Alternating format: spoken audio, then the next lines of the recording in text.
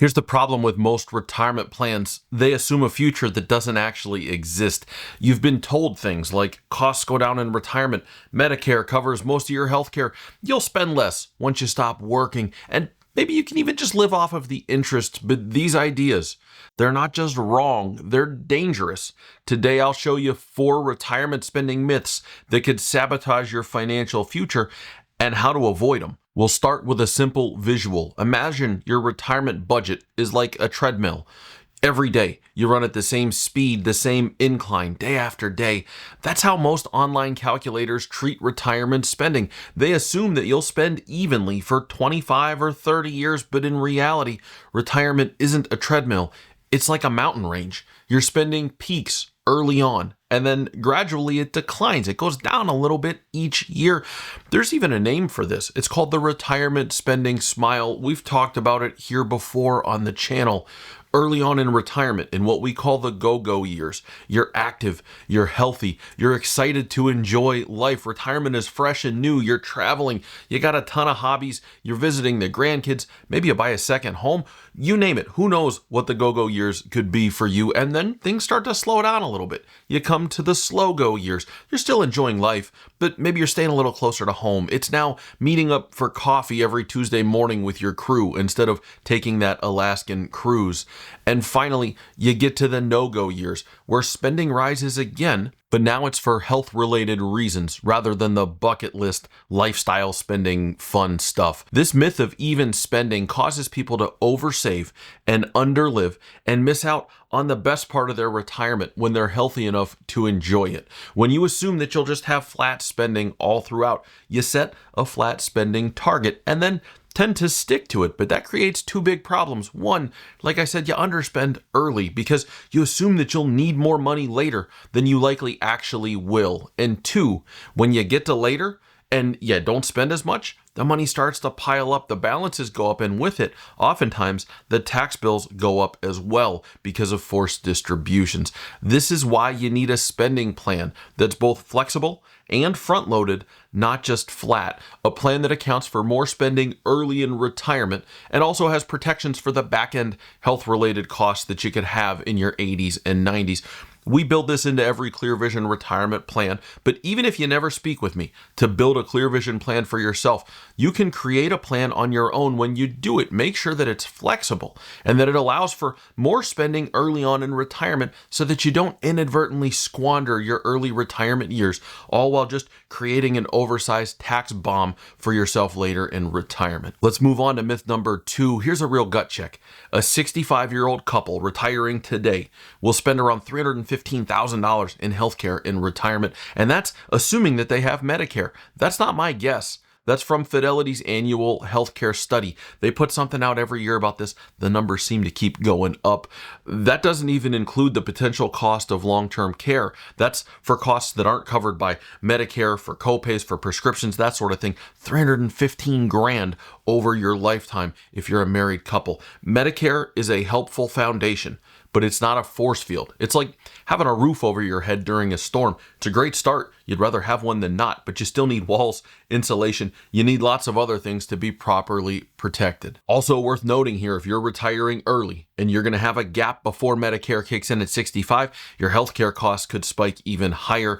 This is again why your retirement spending plan needs to include any gap coverage before Medicare at 65, an analysis of a supplemental policy versus a Medicare Advantage plan once you get to 65, things like an HSA withdrawal strategy, and ideally some protection for potential long-term care costs. Don't fall for the idea that healthcare will just work itself out. It'll take care of itself. We'll have Medicare, that sort of thing. If you don't build this into your plan, you're just hoping for good health, and hope is not a strategy. Now, if you're starting to realize that spending in retirement's a little more complex than it looks, good. That clarity can save you from making some of these costly mistakes. If you want some help building a plan that accounts for the real-world phases of retirement and turns your savings into structured income, retirement paychecks, click the link in the description to learn more about the Clear Vision retirement plan. Now let's get to myth number 3. This one sounds logical. Most of them sound logical. That's why people expect that they're true, but they're not. This one is that you'll spend less when you retire because you won't be working. There's no commuting, there's no office clothes, there's no Starbucks on the way to the office, but here's the catch.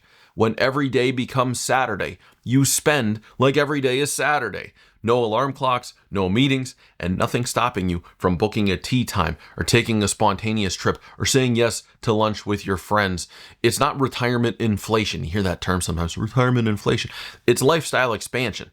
Truthfully, it's okay. You've earned it. That's the whole point of retiring. It's not that you shouldn't do these things. It's kind of the whole point of choosing to retire and get your time back is you can do what you want, but you do need to have a plan for the costs that come along with them. If you just assume that your expenses will drop because your job did, you miss the real drivers of retirement spending, especially in that first phase in the go-go years. Retirement spending doesn't just give you free time. It gives you freedom to use your money differently, and that's a gift, but it's also a planning risk. So whatever you do, don't base your retirement decision off of the idea that your expenses will just automatically go down when you retire. Make a plan, understand what your actual costs will be, and then build your retirement paycheck to take care of them. Now let's go to our final myth. This one can feel like a warm blanket. It can feel comfortable, especially for the cautious investor. And it's this: I don't want to touch the principal. I'm just going to live off the interest. It sounds really good in theory, but here's the problem with that. Even with interest rates being higher than they have been, pure interest-bearing investments, things like cash in the bank, CDs, things like that, they don't hold up over time. They don't grow fast enough to preserve the value of your money. And so the value just slowly atrophies away over a long period of time. The second smack of this 1-2 punch is inflation is real. And if your money isn't growing fast enough to keep up, you've just locked yourself into a lifetime of steadily decreasing quality of living. We've gone through this on the channel as well. You can't have all your eggs in that basket. That's not the retirement you've been planning for. Steadily decreasing quality of living. That's not good. The second big problem with this line of thinking is that if you actually do stick to it, you've likely robbed yourself of quite a bit of retirement potential. Relying only on interest is like living off of the fruit that a tree drops on its own on the ground while ignoring the fact that you got a whole orchard sitting right in front of you. And worst of all, and this is the silent one that people have forgotten because it's been a while since rates have been low, when interest rates drop, your income drops. I'm not suggesting that rates are going to go back to where they were post-pandemic, but even a cut in rates of 2% in reality could mean a 40% pay cut in retirement. Go with me here. Say you got $1 million earning 5%. That's $50,000 a year in interest. Now let's say that rates drop 2%.